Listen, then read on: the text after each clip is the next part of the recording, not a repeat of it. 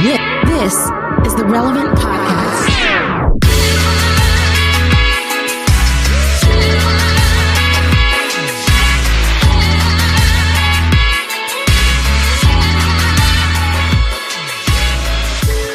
It's Tuesday, January 26, 2021, and it's the Relevant Podcast.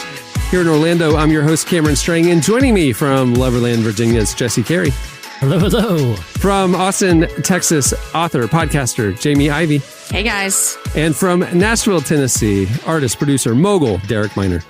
Yoski. Now, before we get started, I have to give y'all some behind-the-scenes context. I'm going to lift the veil, the production veil. I'm going to break the fourth wall. Right before we started recording this episode, you know, there's a lot going on in our country. There's a lot on our minds right now. Just a lot. Big news cycles every day. And our very own Derek Miner is clearly feeling more of the effect than he realized, because he was playing with a stress ball as we were getting ready to record this episode. And I guess you squeezed it so hard, it burst all over him, and he had to go change his clothes. It's the most disgusting thing ever. There's some kind of it was like gluey, slime. Clear goop. I didn't know your hand could break a stress ball. I thought that was the whole point of them, but apparently you were clinching so hard. Me too. And you're so strong. Derek, Do you want to talk about it? You okay? Would you say that you are stressed out? I mean, you literally did something that most of us thought was physically impossible. Let's hear how stressed you are. I guess so. I don't know. Like, straight up, like, I just using the stress ball like I normally do. And here's the thing. The stress ball was only a week old. So my wife gave it to me because I guess she thought I was stressed out. And I'm sitting here like, oh, this thing is cool. Yeah. She probably heard last Tuesday's episode where we talked about, like, kind of, okay, this is crazy times. What are we doing for mental health? You play Roblox. She's like, you know what, honey? I want to give you something to just keep with you. You know, like, here's a stress ball. So apparently I'm stressed out. I don't know how, that's crazy. I never thought I could do that. Can I ask one question, Derek? Okay. We saw you on Zoom cleaning up what looked like it was very slimy looking. I don't know. I'm trying to think of disgusting. It was very disgusting. The world's biggest sneeze. It was all over him. That's what it looked like on your hand. It was very gross. I don't know why this popped in my head. Okay. And Clark, if this is too gross, we can edit it. Okay. I'm going to let you guys make the call. But do you know what my first thought was? Like, if that had happened to me, Derek, like when I was looking at you, like covered in this slime, I don't know why. I think I would have gone like this. Just one quick taste. I just want to see what it tastes. I don't know why. I don't know. I'm just saying, oh, this is sick. It's everywhere. I gotta get it off. Give me a wet towel. Hang on, just one sec. I just take one little dab on my tongue. Kind of tangy. Yeah. There's a tang to it. You weren't curious? We were going to judge you off camera. There's literally nothing in me toxic ever waste. thought to do that. No. Clark, that stuff will not biodegrade for a million years. Stop. I'm not putting that in my body. Please stop. Please don't act like I'm the only one who wouldn't be like, you are the only one on this one. podcast. I just want to see what it tastes like. You are by yourself. You are Jesse, alone. well, I have a question for you, and this may not make the show either. This is just, we're all adults here. You've all had children, and you all had women that birthed those children, and they had milk that came out of their parts that God gave us. Did you taste it? Woski. No. Oh, Jesse, you act like you're going to taste the slime, but you never thought, like, what does this actually taste like? You know, like get a little of the bottle, put it on your hand and taste it. No desire. I don't like no milk. Desire. I'm just curious, like, because I know what that is, Jamie. I know what that is.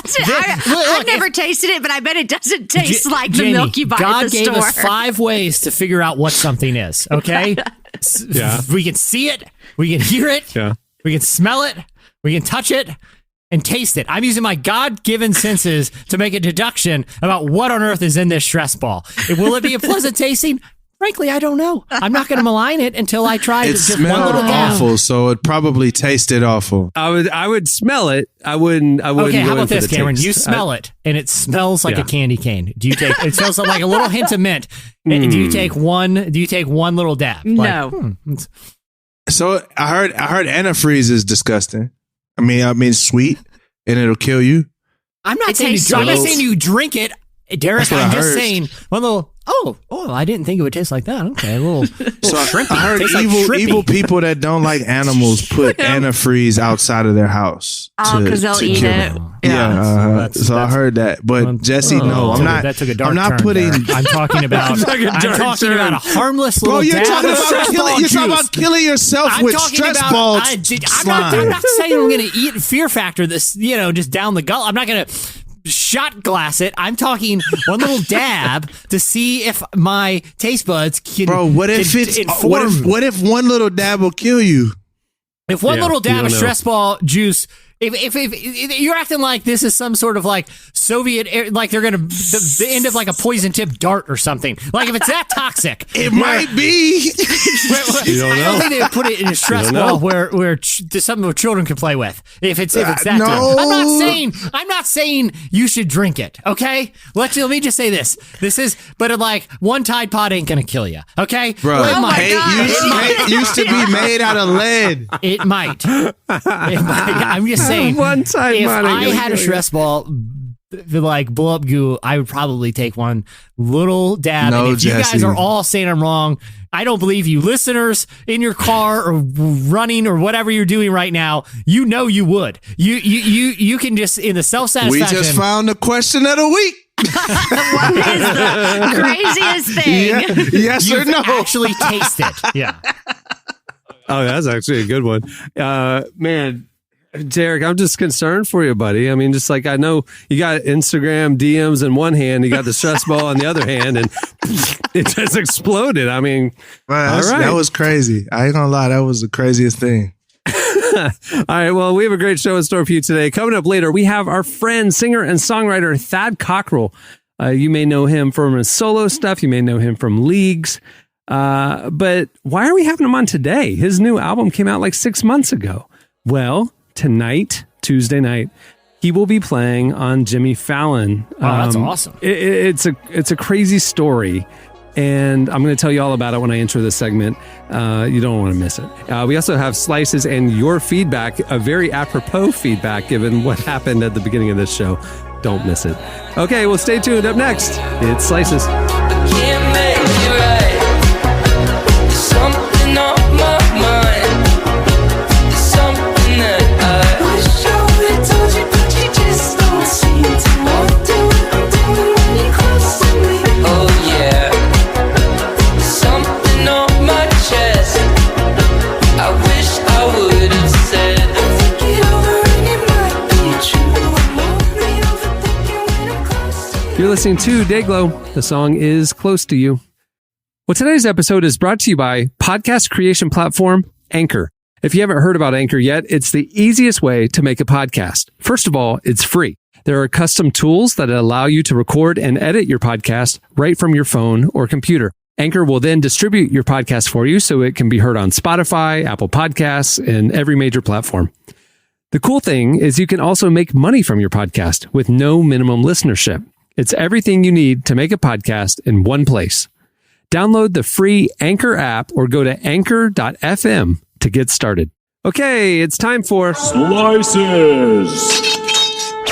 All right, what do you have, Jesse? All right, so you guys might have remembered, it might have been a year ago now, where Elon Musk, his Boring Company, which is a company that is, working on like, among other things. Holes. Yeah, tunnels. Yeah, it's tunnel technology.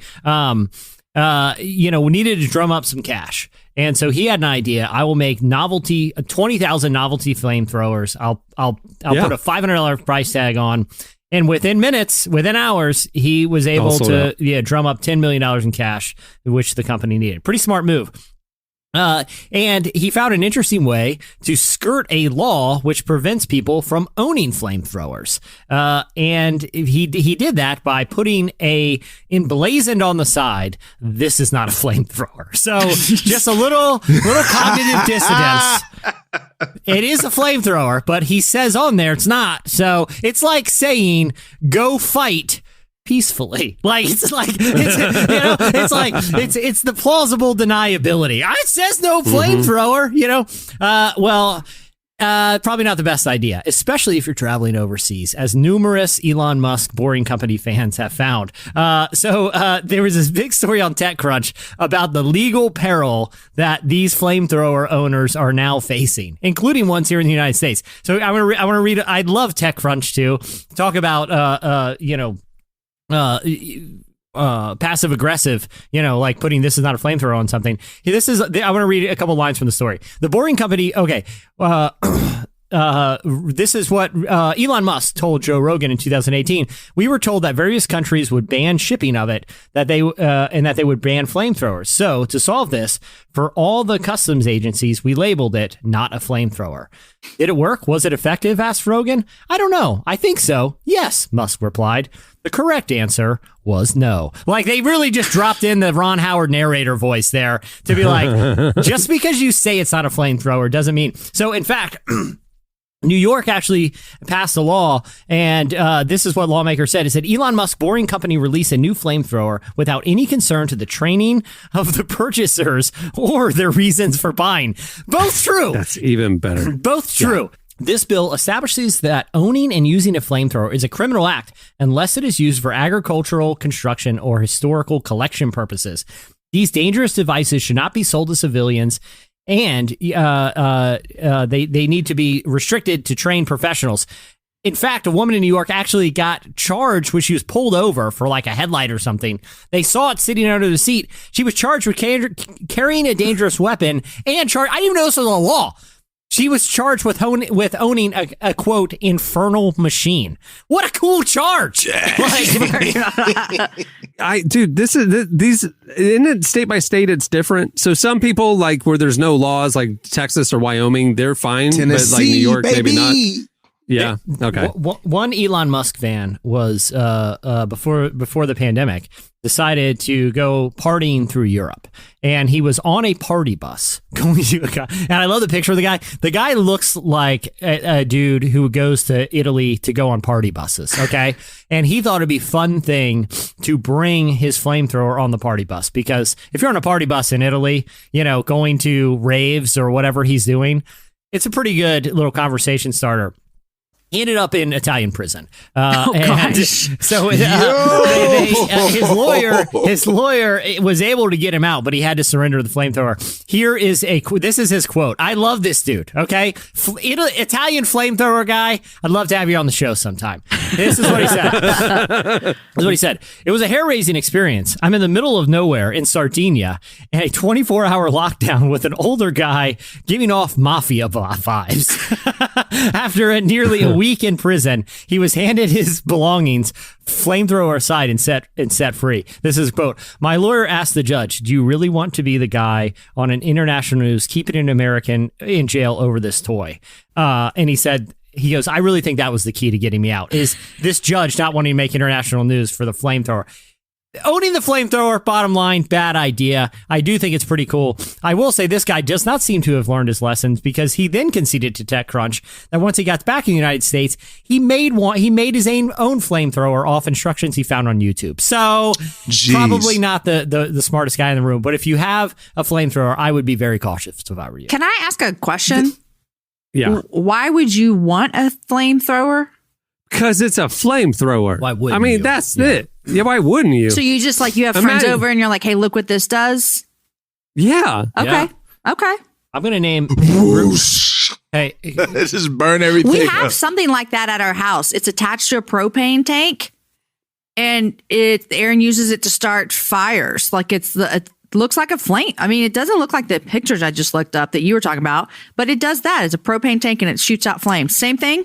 Jamie, you live in Texas, so literally, yes, it's the same thing. Many states don't allow the things that is common in Texas, just FYI. Facts. Cameron, I'm going to throw out a couple things in a hierarchy, and you have to tell me at what point do you go? So it's owning a flamethrower on this side, okay?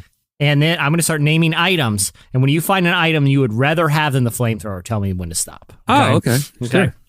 Because I just want to see how high we go with flamethrower here. Extremely accurate blow gun, like blow dart gun. No, flamethrower. Crossbow. Flamethrower. A giant sword. Flamethrower. Wow. Okay. A Segway with squirt guns going out both front, like kind of a cool, like one of those mall security ones with Squirt like guns? a fire hose on it. Why would I want to go around like Paul Blart Mall Cop with squirt guns on the front of that thing? No, flamethrower. Why wouldn't you? Why wouldn't you? Through your neighborhood. Well, these laws are interesting to me that like, okay, I'm going to sell this flamethrower with that little caveat that, hey, it's not a flamethrower. It reminds me of a weird law that Florida's had for a long time where July 4th, New Year's Eve, they have the tents where you can go and buy like really big fireworks, right?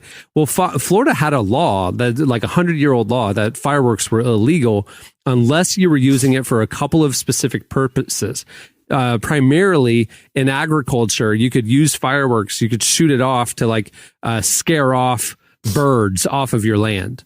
And then there was one other, odd agricultural caveat as well. And so when we would go July 4th and buy all these fireworks and stuff, as you checked out, you had to sign a paper declaring that you were using it for agricultural purposes. And then you're good. You just literally had to sign a paper, though. It.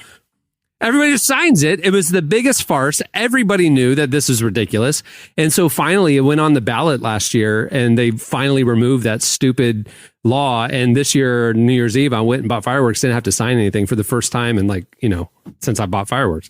But I think it's funny that like there's these little weird loopholes. Like I'm just going to say it's not a flamethrower and I can sell it, but anyway. When I was a kid, we used to occasionally like ride our bikes to this flea market, and there were some like really shady booths in this flea market, and they would have like ninja stars and stuff, and it would say, "This is a paperweight only." And it was like, dude, I came back with the sharpest, sweetest paperweights you've ever seen. Exactly. Yeah. Exactly. Yeah. Yeah. All right. What do you have, Jamie? Okay, so you guys know that I don't enjoy Twitter, right? Correct. You're not on Twitter either, are you, Cameron? I am a lurker now. Oh, okay. I got off a year or so ago, and I've started lurking again. I only follow basketball and funny accounts. Okay. So I'm there for the jokes and the basketball stuff. Once the NBA came back, I kind of got back on. But Derek, Jesse, y'all are on Twitter? I mainly lurking. Okay. I'll post stuff. I talk trash all the time. So yeah, I'm on that.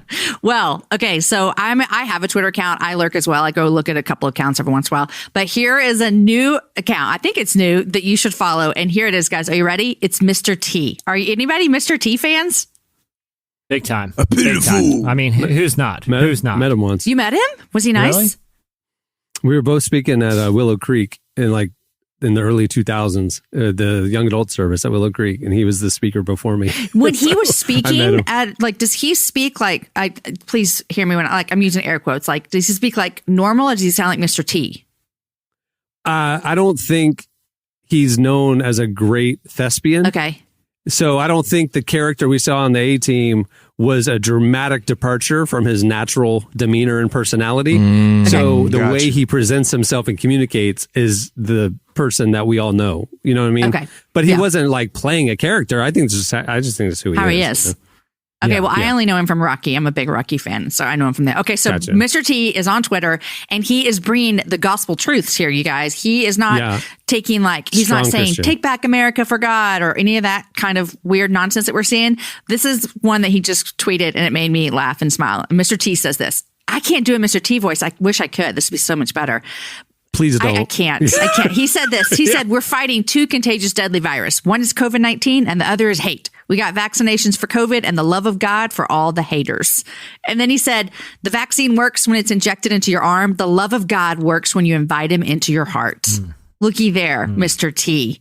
Bring in the truth about Jesus to the world. Sounds like Kirk Cameron type stuff. But it's Mr. T though, so I think it gets like That's true. you go like, oh, it's Mr. T, like he can do that, right? He can do that. I feel like he gets a pass on being a little corny because that's his. He whole gets past deal. a corny pass. All right, yeah. he's Mr. T. I think he does Hey, get a pass. all right, Cameron, flamethrower or combat van? Because take a look at peep that A-Team van again sometime. You're like, okay, I would probably take the van. That thing is. What Mr. T did for combat vans is very significant, and I think, a very underrated part of his legacy. That van is still to this day super, super dope. I just Googled A-Team combat van. Look at that. It's black with the red stripe. That and Kit are the two best. Cameron. I'm going flamethrower over the van. Did you Google the right van? Did you Google the right van? It's a black one with the red stripe. Yes. And the red wheels. Hold on, bro. But here's the deal. You tripping, it's a bro. big old van. I don't want a van. A flamethrower I can play with. Van, man. It's a combat van. What if it had two little things that squirted out water on the sides, like that bike thing Jesse was trying to sell you? All right, I don't remember the A-Team that well. Was there anything in the van? Like did it have weapons and stuff? No. Or it was just a van? It doesn't. You put whatever. It's a van. You put whatever. You can move a couch in it, or you can load it with weaponry. So it's a mom van with black paint and red stripes. Does that look like a mom? Watch your please. This is the A-Team van, guys. A mom van. This isn't a grocery my getter. thing is, like, okay, we stop bad guys in this. If you're saying a combat van, I think that this thing is going to be like a Mario Kart situation where it deploys things as you're in a chase and all that. That I'd take over a flamethrower. A black van. No, I'd look like a pedophile. I'm not driving around in a van, an 1980s van, pulling up, dropping my kid off at school out of an 80s van. No. Listen.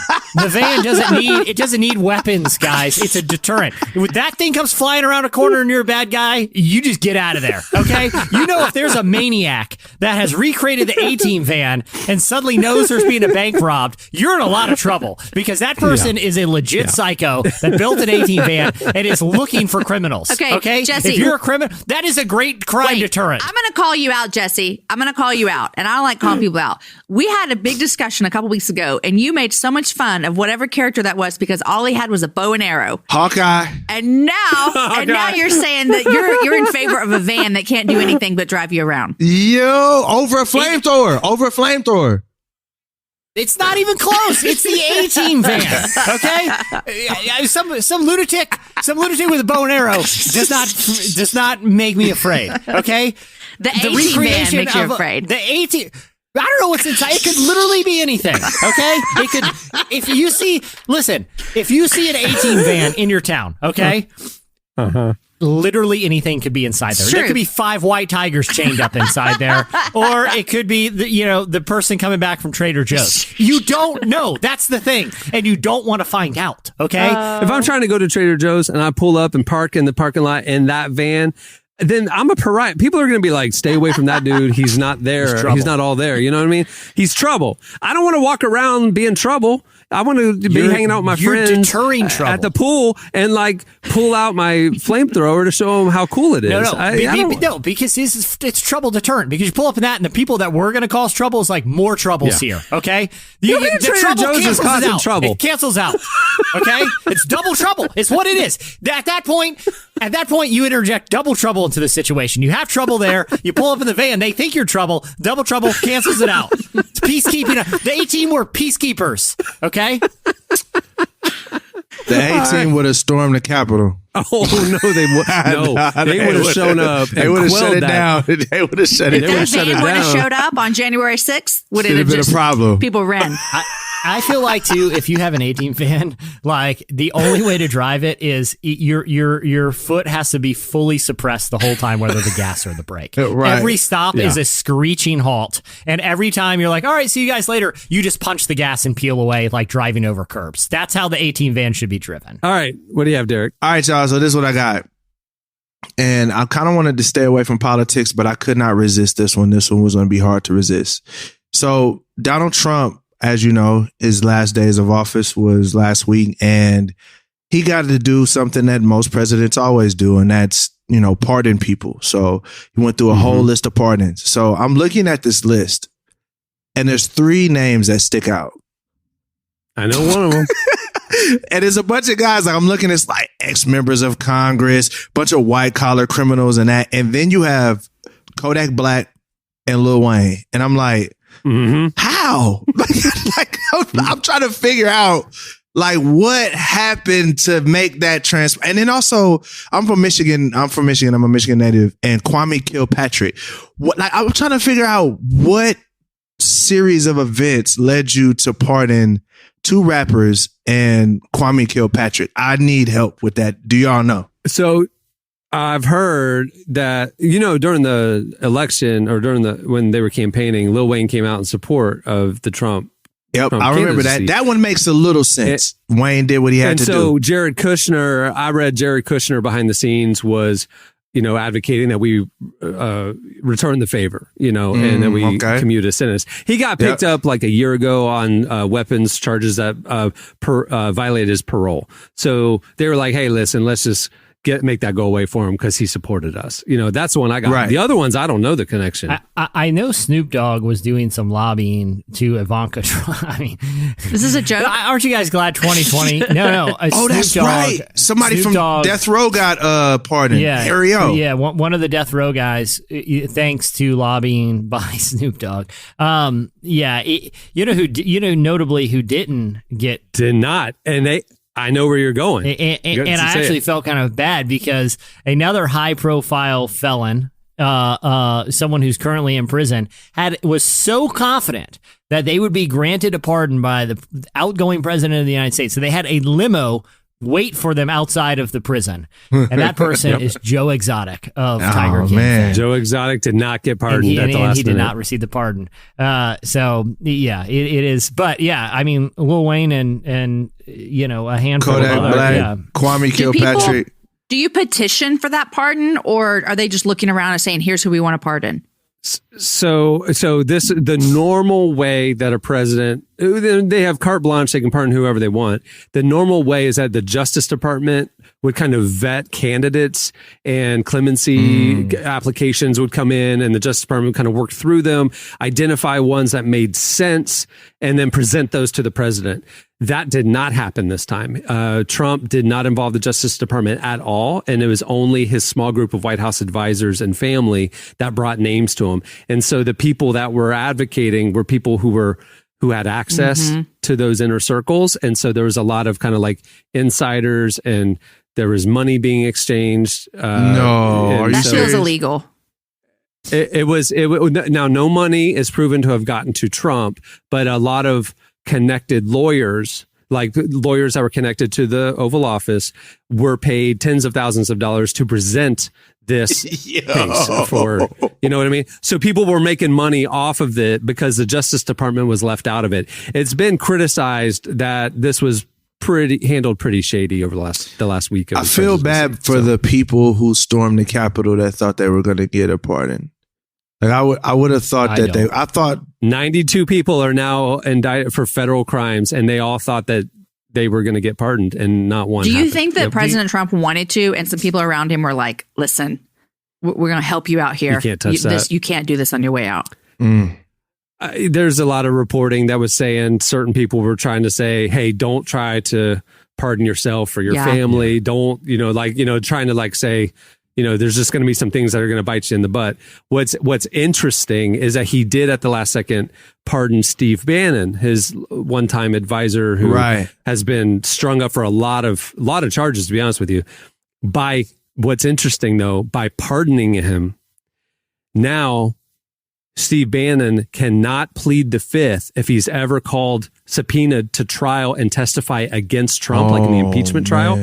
By being pardoned, you cannot plead the fifth. He has to testify now. Did they not know that? Hide behind that. I don't know who didn't pay attention, but now Bannon may be the person who brings information to light under oath that might be incriminating because he got pardoned. And not only that, the actual rough. crime that landed Steve Bannon in all this trouble. It's kind of funny. I mean, it is what it is that Trump pardoned him, because do you know what the crime, the federal crime that he committed was defrauding Trump supporters out of donating to him because he said he was going to use their money to privately fund the border wall, and they just kept it. And it was just like he was ripping off Trump's own supporters and pocketing. Well, I say allegedly, I think he was convicted of it, but either way, that was what he was seeking the pardon for. So there's a degree of irony with that pardon as well. You know, if I was president, that's the one thing I'd be like, I don't want that. I don't want the power to pardon. I don't want it. Like I just think there needs to be some checks and balances because I mean, Obama got into some trouble. There was actually some like investigations after some of the pardons that were granted by Obama. Every president pardoned some people that is like, well, I don't know if you should. We should just get rid of presidential pardons. Like we have a justice system. Like let's empower or have one person, one local official or something that's able to have jurisdictional pardons within their jurisdictions for like gross mishandlings of justice. Like when appeals processes runs out, there's some, but to just have it doesn't make any sense. It feels like something that is from a different era, like it's like, why should that seems like a terrible idea. I can't think of one situation where that's a good idea. I would Unless rather you're the one that have- gets pardoned. Yeah, but I mean, but even then, it's like there's a reason that every one of those people who got pardoned needed to get pardoned in the first place, and that's because the criminal justice system, made up of countless professionals whose whole job and a jury of your peers, and a jury of I mean, your and you've gone through No. A jury of your peers you're right. across You're the right. railroad yeah, tracks. yeah. Black man has You're entered right. the chat. Yeah. I was gonna say I like the presidential pardon because the idea is that the president is a man of character and that person is going to he's going to look at something and say, okay, we might have missed this. I'm going to give this person a second chance. Or, hey, rather than what Trump did and say, all right, we're going to execute 13 people before we get out of here. Maybe he looked and said some of those people like, hey, this guy probably shouldn't be executed. He's a Christian and he's been, converting people in prison for 20 years. Let's not kill him. That's what it's used for. I just think that Trump just decided to use it for whatever he wanted to. But I think it's So you're saying the justice system got a lot of stuff wrong. You're saying under the right circumstances, with someone with upstanding character who would look at a case and say, hey, maybe we missed something here. I'm going to use my last presidential pardon on you. Right. My thing though is checks and balances. There's got to be some, I think, a better process for it. And like, I'll just be honest. Like, I feel like the last 4 years have illuminated a lot of kind of like loophole-y areas, unchecked executive order power, For sure. pardons and different things that probably it'd be better for our government and our society if there was a little bit more checks and balances. You know what I mean? And so, hey, maybe you have to like pendulum swing a little bit too far in one direction to kind of actually come back to a good, healthy, new approach to certain things that I just think, and it was really under Bush where the executive branch, and it was really under Cheney. I don't know if you watch any documentaries about Cheney, but Cheney was the one who tipped the balance of the executive office being able to operate almost autonomously, almost like a king. And it is three equals branches of government. And he asserted this executive office power that really kind of changed the game. Cheney really, with the Gulf War and all that stuff, really changed the game. And Trump just honestly took advantage of what was already in place. So I think it's time for America to take a fresh look at that, All right, that'll do it for Slices. Stay tuned. Up next, Thad Cockrell joins us.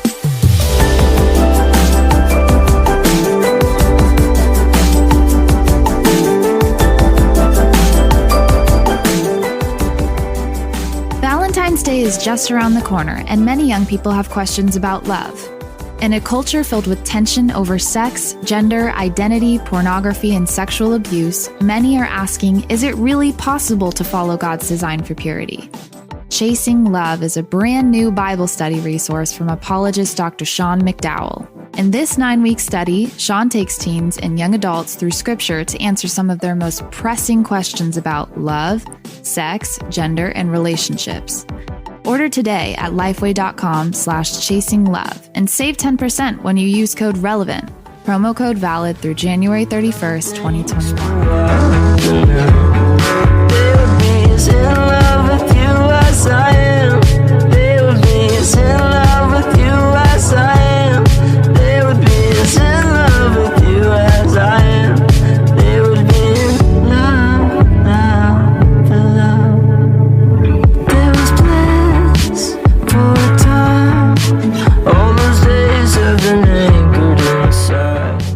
listening to Jelani Aria.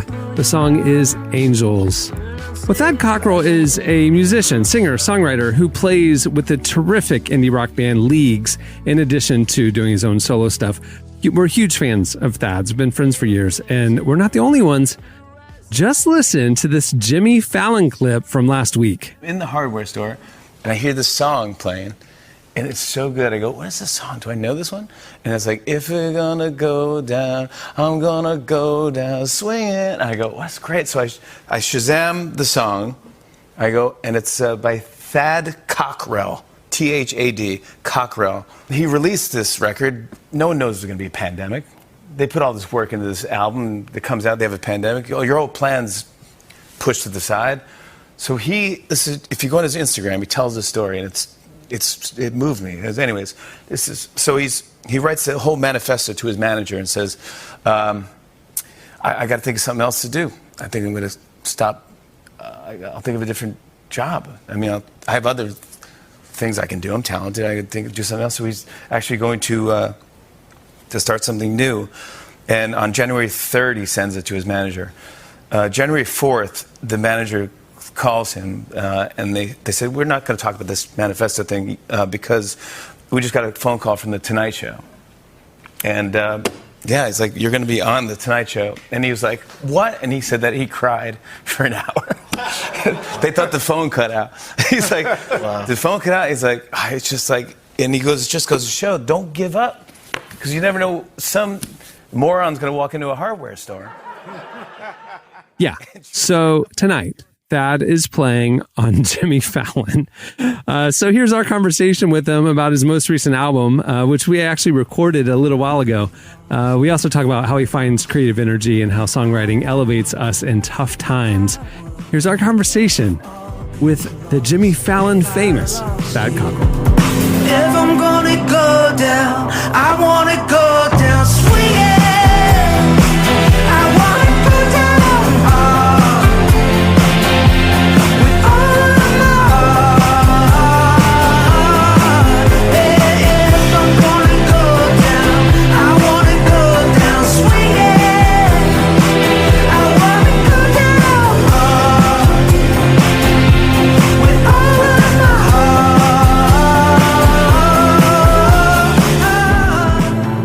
So that obviously this is a pretty strange time to be releasing an album. It's a really strange time, especially with an album that was done for over a year, and it kept getting pushed back by the label, and nobody saw that the date that we had settled on was going to be in the middle of this, But maybe it's because this song or this album it wanted to fight. You know what I mean? It wanted to. I try to look at it as a gift, then it needed a worldwide pandemic in order to make its entrance. Yeah, I've talked to a lot of artists who feel this way. It kind of feels like the album chooses when it's going to be out. You can only put so much energy towards that, right? Do you feel like that's true? If, with the saying, good things don't come easy, if I let that be the litmus test, then I feel like I'm doing my part and at least trying to put something good into the world. Because, most of it isn't easy, but I think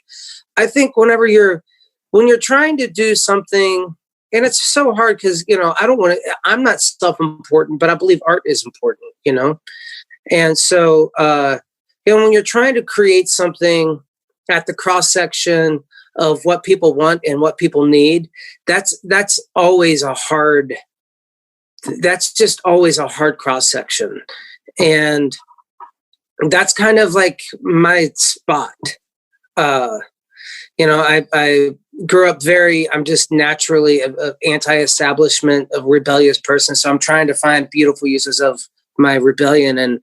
And so even like with my project Leagues, I always feel like I'm hiding vitamins and Twinkies in some ways, it's like, trying to write pop songs that actually say something.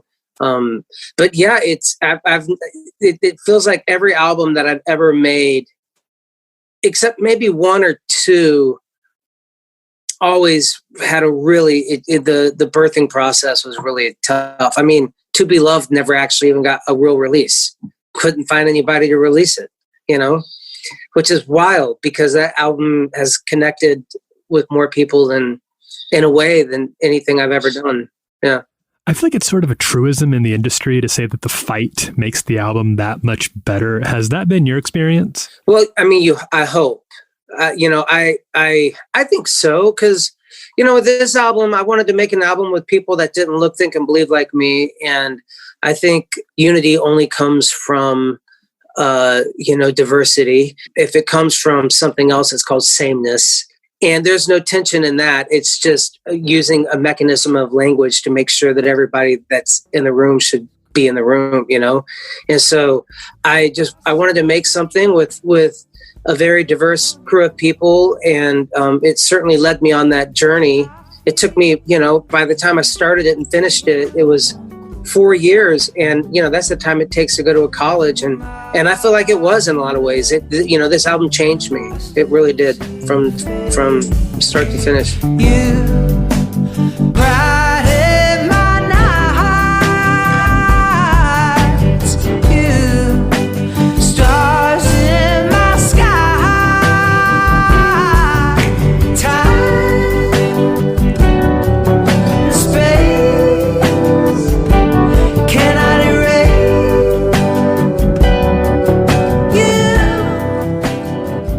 I think the idea of perseverance, stepping into, when I started it here and I did what I could do, and it took me on a journey to LA, and it found me working with people that I truthfully never dreamt of getting to work with.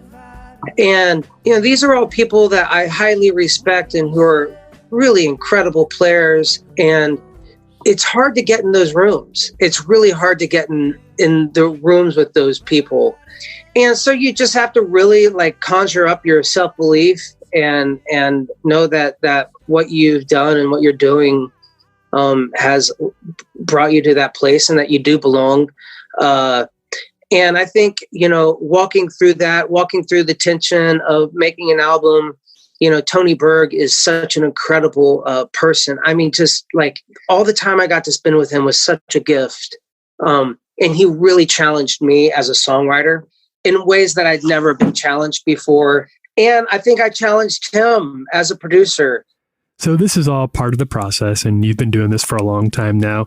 Is it hard to receive feedback or hear people push back on what you're doing? My younger self would certainly have said yes, right? But, it's hard to find mentors in the music business, right? So if you're a doctor, you can find mentors. If you're in banking, you can find mentors.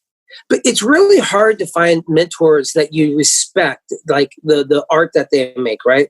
And so for me, as a young artist, my mentors were Neil Young autobiographies. Well, he's still creating myth, right? There's still lots of smoke and mirrors. But in your naive mind when you're young, you're like, oh, that sounds good. And you do that. And then all of a sudden you get to the end of that road and you're like, oh man, this wasn't, this didn't lead where he suggested it might, And so, the truth be told is when it comes to that and being open to, I knew what he was working at, and we were both trying to make something really great. And so I didn't take his critique as personal. I took it as I was trying to make something really powerful. You said that you try to make albums that sit at the intersection of what people want and what they need. With this one, what's the want and what's the need? Well, I think we all want something that makes us feel less alone and seen. And it makes us feel like, oh my gosh, I'm not the only one, right?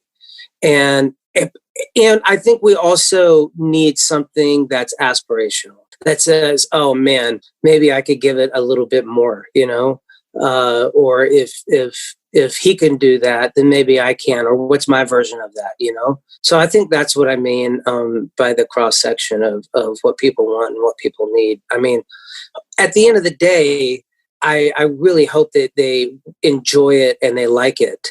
But I think wanting to be liked and needing to be liked are two different things. And I would rather want to be liked than needing to be liked, Fill my cup, Lord, and run it over.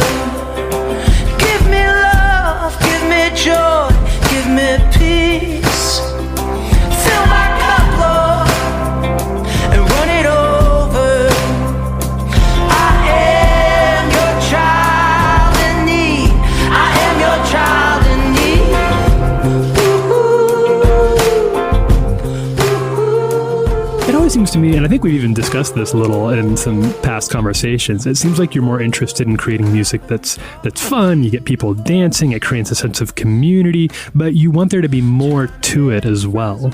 Yeah, I mean, if you can, why not, right? Because I think ultimately you want music that feels good and that's really enjoyable to listen to. You know, like how something is said, I would say it's a lot more important than what is said. And then sometimes the harder things that you're trying to say need to be masked. And I mean, that's what comedians do. That's what Chris Rock does. I mean, he's really funny at saying really hard things. If he wasn't funny at saying them, he wouldn't have a job.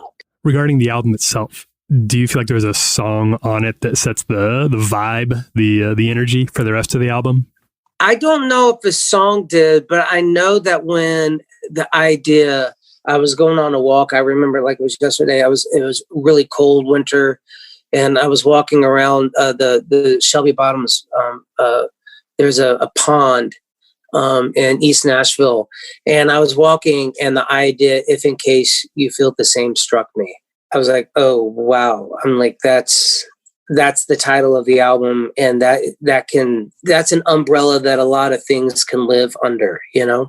And I would also say that the song that came to me, and when I was done, I remember walking out, and I felt as high as I'd ever felt on anything in my entire life.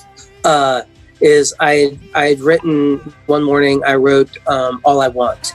And you know, I pray for good songs. I ask for songs. And when that one came to me, I remember thinking like, I feel really selfish in asking this, but can we please do that again tomorrow?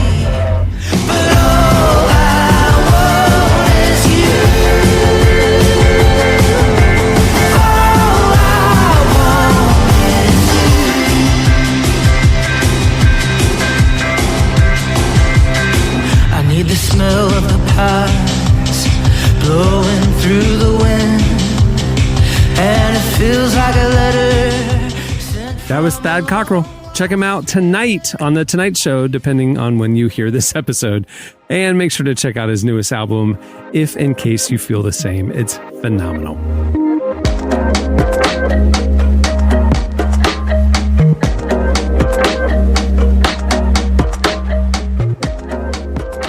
Baylor University's Truett Seminary, kingdom-minded women and men are equipped to follow their callings.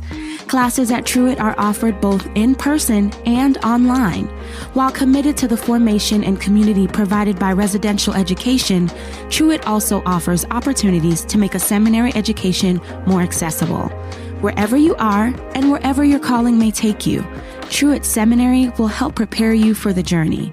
Learn more at baylor.edu/Truett. We was kids and we was younger. I stopped to wonder. I'm naive, but I remember. Raindrop December. I've been wondering if you'd call me. Move like tsunamis. I'm with strangers in this lobby. Like kamikaze. I ain't really know you was freaky though. I sound like Cheerios, and you got a little bit of me. You're listening to Omar Apollo. The song is Kamikaze. Okay, it's time for your feedback. Last week we got talking about, kind of the crazy news cycles and how if you're always on Twitter and if you're always watching the news, it kind of affects your mental health, kind of like weighs on you. What do you do to come up for air? What do you do to kind of like distract yourself from, that 24-hour thing going on? Derek, you talked about playing Roblox. I play Candy Crush. There's just things you got to do. Just turn it off, right? Also use a stress ball. We asked you, what do you do for mental health and balance and to turn off the noise during crazy news cycles? You hit us up on Twitter at Relevant Podcast and posted on the Instagram comments as well. Here are a few of our favorites. I love that David Mandy just posted what appears to be a GIF of Jack Donaghy pouring about 5 fingers of scotch.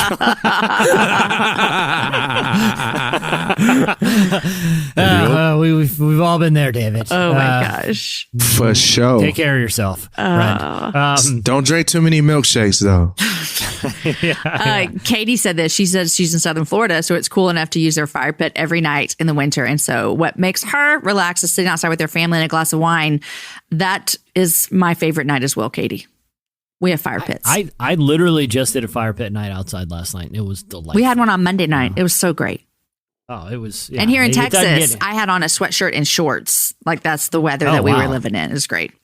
I was very, very cold and had to go inside shortly after the fire pit started. But it was nice to get that, that natural wood smell in your nostrils for a few.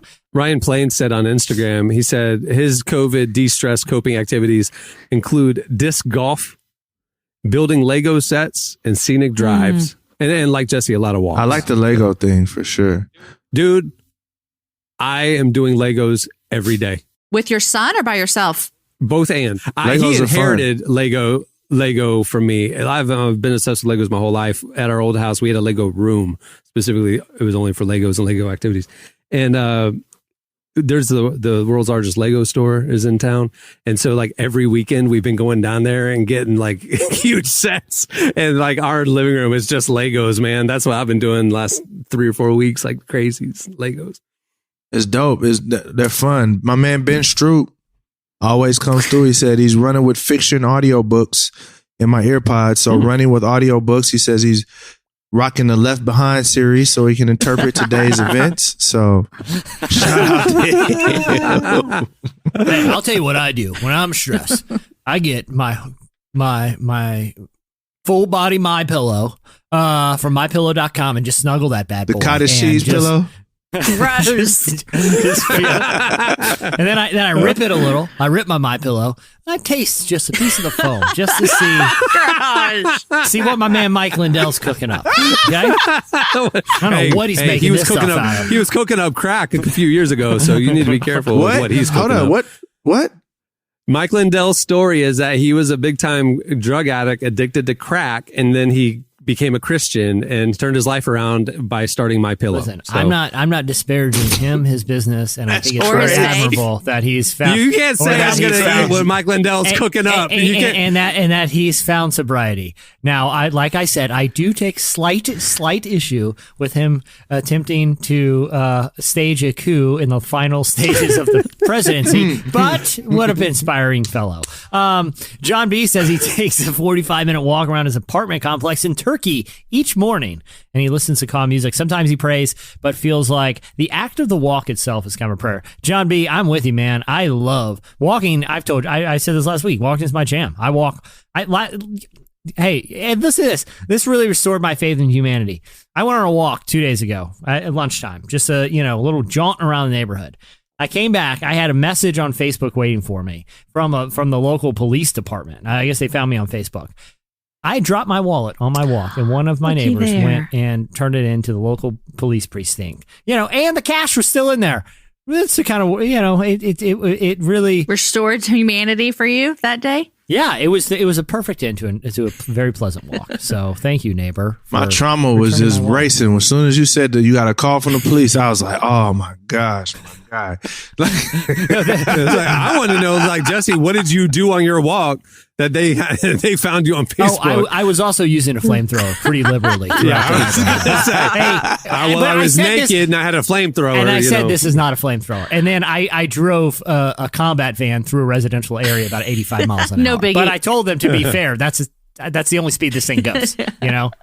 Once it hits 85, so it doesn't stop. There's a lot more where that came from. Go check it out and join the conversation. Okay, it's time for this week's editorial question of the week.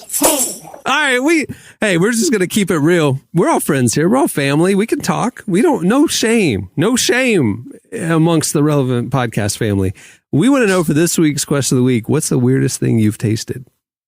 Guys, listen, y'all better not cut out what I said earlier when I asked y'all that question, because I would bet $100 right now someone's going to come back and tell me they tasted it. Well, I fully assumed I was going to message Clark right after we got off. Hey, cut that thing, Jamie said. So You're saying now we got to leave it. There's Now we nothing got to wrong leave it with in. it. Jamie, what's the weirdest thing you've tasted? Nothing. I don't taste weird things. I taste things that are meant to be tasted. Yeah, well, I don't. We're not talking about like you traveled on a mission trip and you had a gross meal. Oh yeah, we ate grasshoppers. I mean, that's kind of weird, but yeah, in Mexico City. Yeah, I want to hear some Bear Grylls style stories. Also, let's be real. When you guys were kids, you ever lick an old battery? Oh my gosh. I did it. Why would you do that though? Talk about the 9 volts, right? Yeah. Oh, wow, that's a metallic-y rush. Yeah, I've never done that's that. what we're looking for, people. I did it. That's I ain't what gonna we're lie. looking for. I ain't gonna even lie to y'all. All right. Well, hit us up on Twitter at Relevant Podcast or post on this episode's post on the Relevant Magazine Instagram account. Well, many thanks to Thad Cockrell for joining us. You can follow him on IG at Thad_Cockrell. Make sure to check out his newest album, If in Case You Feel the Same. It's really great. Hey, and a couple housekeeping notes. Go head over to relevantmagazine.com and check out our 2 new newsletters. We have a daily devotional now every morning that goes out, Deeper Walk, and it is presented by Lumo. Go check it out. You can sign up to get it in your inbox, or you can read them there at our website, Deeper Walk. Great way to start your day. I like it because when you're laying in bed and you kind of roll over and grab your phone first thing in the morning, right there at the top of my inbox is a Deeper Walk devotional. And it's a good way to kind of calibrate your brain. Also, while you're there, we have a new daily newsletter called Relevant Today. It is the top 5 trending articles at Relevant. So if you don't have time to keep up with all the stuff we're putting out every day, or you missed us on social, you can sign up for Relevant Today and get the top 5 most read, most shared articles curated by you right there in your inbox. Go check it out. And while you're there, check out the newest issue of Relevant. The January-February issue is out now. Pharrell is on the cover. There's some other great content, amazing names. Just go check it out. RelevantMagazine.com. Click on the magazine tab. It's available for free for a limited time. Go check it out. On that note, we'll wrap it. I'm Cameron Strang. I'm Jesse Carey. I'm Jamie Ivey. And I'm Derek Weiner. We will see you on Friday. Have a great week, everyone.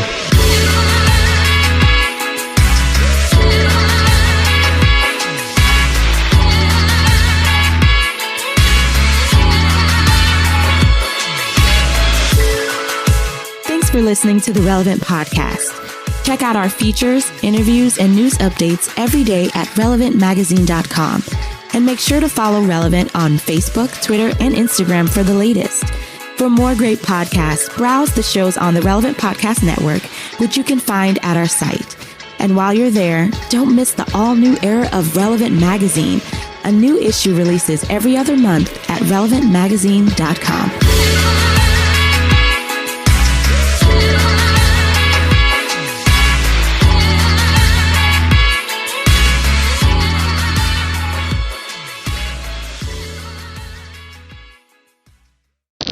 This is sick. It's everywhere. Relevant Podcast Network. I earned my degree online at Arizona State University.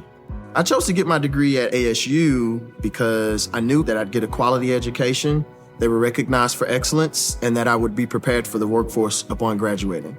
To be associated with ASU, both as a student and alum, it makes me extremely proud, and having experienced the program, I know now that I'm set up for success. Learn more at asuonline.asu.edu.